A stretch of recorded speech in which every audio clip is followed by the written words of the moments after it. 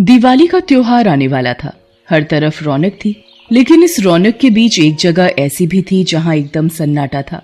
किसी भी चेहरे पर खुशी नहीं थी। दिवाली की रोशनी इस जगह तक पहुंच नहीं पा रही थी। ये था शहर का पुराना अनाथालय। छोटे बड़े हर उम्र के बच्चे थे वहां। कहने को तो सब एक दूसरे के साथ थे, मगर फिर भी इनका कोई नहीं था। शहर के बड़े कारोबारी काशीलाल ने कई साल पहले इस अनाथालय की नींव रखी थी, लेकिन उनके देहांत के बाद से ये अनाथालय खुद अनाथ हो गया। काशीलाल के बेटों ने कभी इस अनाथालय की सुध नहीं ली, जिस वजह से यहाँ के बच्चों का जीवन बहुत मुश्किल हो गया था। सारा स्टाफ बहुत पहले ही बच्चों को उनके हाल पर छोड़कर जा चुका था। अनाथालय के सारे बच्चों में सबसे बड़ा राजू था, जो एक ढाबे पर काम करने लगा था और किसी तरह सब कुछ संभाल रहा था। वो अक्सर ढाबे का बचा हुआ खाना अनाथालय के बच्चों के लिए ले आता था और काम करके उसे जो भी पैसे मिलते थे उन्हें भी वो सारे बच्चों पर खर्च करता था। अरे चंदू, यहाँ क्यों बैठा है? और ये क्या, तू रो रहा है? क्या हुआ तुझे? भैया, मुझे माँ की याद आ रही है और बाबा की भी। माँ होती तो कभी मुझे भूखा नहीं रहने देती। देखो ना, बाहर वो बच्चा कितने मजे से जलेबी खा रहा है। मुझे भी खानी है जलेबी। चंदू की बात सुनकर राजू अपनी जेब टटोलता है, पर उसे कुछ नहीं मिलता। उसने चंदू से कहा, थोड़ा सा सब्र कर ले चंदू, कल दिवाली है ना। मालिक मुझे जैसे ही दिवाली के पैसे देंगे, मैं सबके लिए जलेबी लेकर आऊंगा, ठीक है? राजू की बात सुनकर चंदू और जोर से रोने लगा। ये देखकर राजू ने उससे पूछा, अरे मैंने कहा तो तुझसे कल ले आऊंगा जलेबी। अब बस कर, तुझे समझना होगा, दूसरे बच्चों जैसी जिंदगी नहीं है हमारी। हाँ भैया, तभी तो रो रहा हूँ। पिछले साल दिवाली पर कितना खुश था मैं। माँ बाबा दोनों साथ थे मेरे। दिवाली पर ये कपड़े उन्होंने ही मुझे दिलाए थे। कितना अच्छा होता ना अगर उस दिन उस ट्रक के नीचे माँ बाबा के साथ मैं भी आ जाता। मुझे ऐसे उनके बिना तो नहीं रहना पड़ता। ऐसे मत बोल चंदू, मैं हूं ना। भगवान ने चाहा तो हम भी दिवाली जरूर मनाएंगे। तू दिवाली पर जलेबी जरूर खाएगा, ये वादा है मेरा तुझसे। इतना कहकर राजू चंदू को गले से लगा लेता है। ये कहानी अकेले चंदू की नहीं थी, बल्कि उस अनाथालय में रहने वाला हर बच्चा इसी दर्द को झेल रहा था। एक तो अपनों से बिछड़ जाने का गम, ऊपर से भूख और गरीबी की मार से बच्चे बेहाल थे। ऐसे में सिर्फ राजू ही था जो इन बेसहारा बच्चों का सहारा था। हालांकि राजू खुद सिर्फ 12 साल का था और उसने भी अपने माता पिता को बहुत छोटी उम्र में खो दिया था, लेकिन इतने सालों में उसने खुद को संभालना सीख लिया था। अपनी जरूरतों से ज्यादा उसे अनाथालय के दूसरे बच्चों का ख्याल था।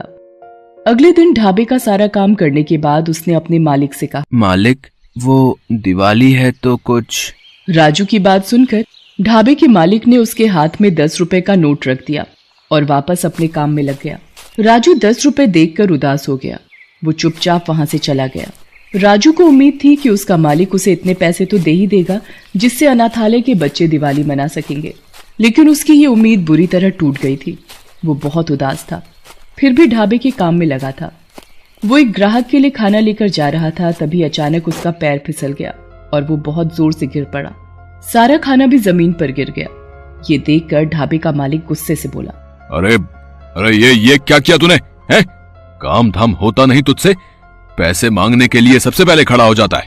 ये खाना जो तूने इतने आराम से जमीन पर फैला दिया, इसके पैसे कौन भरेगा? तेरा बाप? अपने मालिक की बात सुनकर राजू रोने लगा।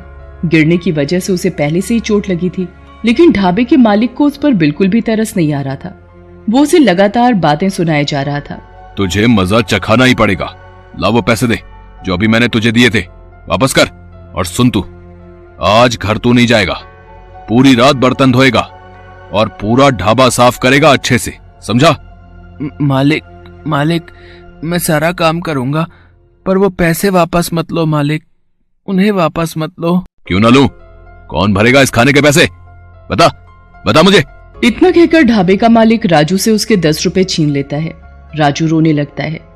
राजू जिस ग्राहक के लिए खाना लेकर जा रहा था उसका नाम राकेश था और वो पास ही बैठा ये सब कुछ देख रहा था। उससे राजू की हालत देखी नहीं गई और वो गुस्से में बोला, मैं दूंगा तुम्हारे खाने के पैसे। अब खबरदार जो तुमने इस बच्चे को कुछ भी कहा तो। बस बहुत हो गया, कब से देख रहा हूं तुम इस बच्चे के साथ बहुत बुरा बर्ताव कर रहे हो। अरे मेरा नुकसान करेगा तो बोलूंगा ही ना। एक तो अपने ढाबे पर काम देकर एहसान किया इस पर मैंने, और ये कामचोर कहीं का। क्या कहा तुमने? एहसान किया तुमने इस पर? जानते भी हो बाल मजदूरी करवाने की क्या सजा है हमारे कानून में। राकेश की बात से चिढ़कर ढाबे का मालिक वहां से चला जाता है।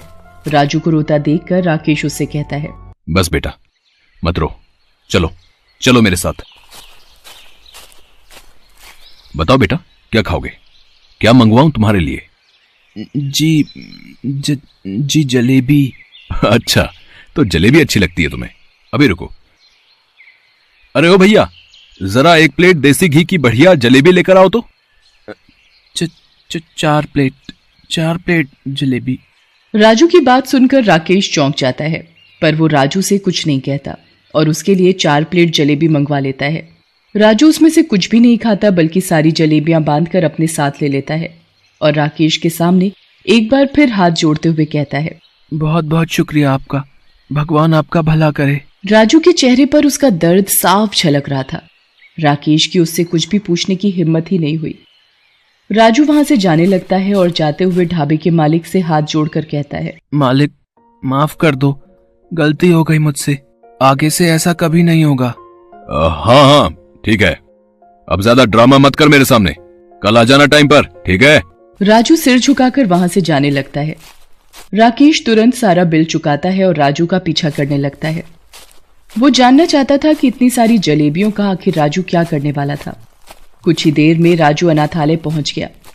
वहां पहुंचकर उसने सारे बच्चों को आवाज लगाई, कहाँ हो सारे, जल्दी आओ। ओ चंदू, देख मैं क्या लाया हूँ, जल्दी से लेकर आओ सबको। राजू की आवाज सुनकर सारे बच्चे वहां आ जाते हैं। चंदू राजू से पूछता है, क्या है भैया, क्या लाए हो, जल्दी बताओ ना। मैंने वादा किया था ना तुझसे कि दिवाली पर तू जलेबी जरूर खाएगा। ये देख, मैं सबके लिए जलेबी लाया हूँ। राजू के हाथों में जलेबी देखकर सारे बच्चे बहुत खुश हो जाते हैं। वो राजू के गले लग जाते हैं, लेकिन वो जैसे ही जलेबी उठाने की कोशिश करते हैं तभी राजू उन्हें रोककर उनसे कहता है, अरे रुको तो सही, आज दिवाली है और जो है बस यही है, तो इसके लिए सबसे पहले हमें भगवान को शुक्रिया कहना चाहिए। और तुम लोगों को पता है, आज मुझे एक बहुत ही अच्छे अंकल मिले थे, उन्होंने ही मुझे ये सारी जलेबी खरीद कर दी। हमें उनके लिए भी भगवान से प्रार्थना करनी चाहिए। सभी बच्चे हाथ जोड़कर भगवान का शुक्रिया अदा करते हैं और फिर सभी मिलकर जलेबी खाते हैं। जलेबी खाकर बच्चों के चेहरे खिल उठे थे। दीवार की आड़ में खड़ा राकेश ये सब देख रहा था। उसकी आंखों में आंसू थे। अब उसे राजू से कुछ भी पूछने की जरूरत नहीं थी। वो तुरंत वहां से निकल गया और कुछ देर में वापस अनाथालय लौट आया। उसे देखकर राजू चौंक गया और उससे बोला, साहब आप यहाँ?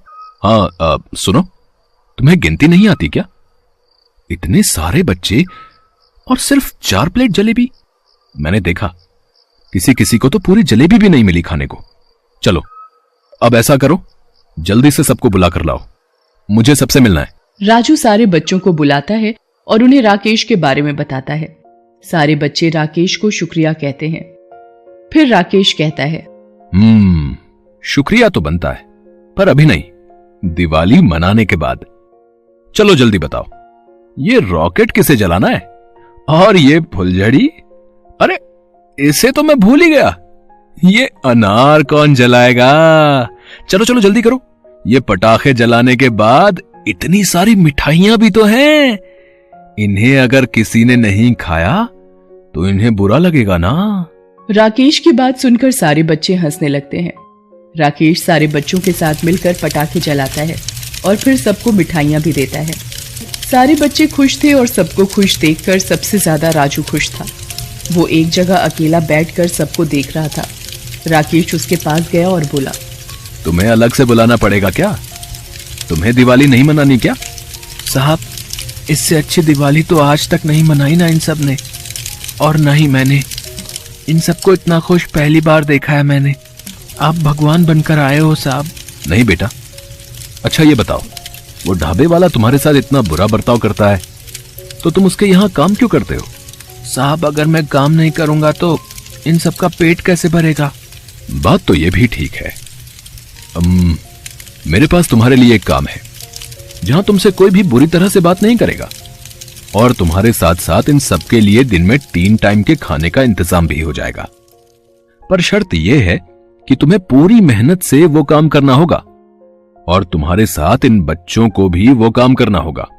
क्या आप सच कह रहे हैं साहब? 3 टाइम का खाना मैं करूंगा साहब, लेकिन ये सारे, इनमें से कई बहुत छोटे हैं साहब, काम नहीं कर पाएंगे। तुम सबके साथ कल सुबह तैयार रहना, मैं तुम्हें लेने आऊंगा, ठीक है? ये कहकर राकेश वहां से चला गया। अगले दिन राकेश एक बस में सभी बच्चों को बिठाकर एक बड़े से स्कूल में लेकर जाता है। बस से नीचे उतरकर राजू राकेश से, अच्छा तो यहाँ काम करना है साहब, बताइए कहाँ से शुरू करना है?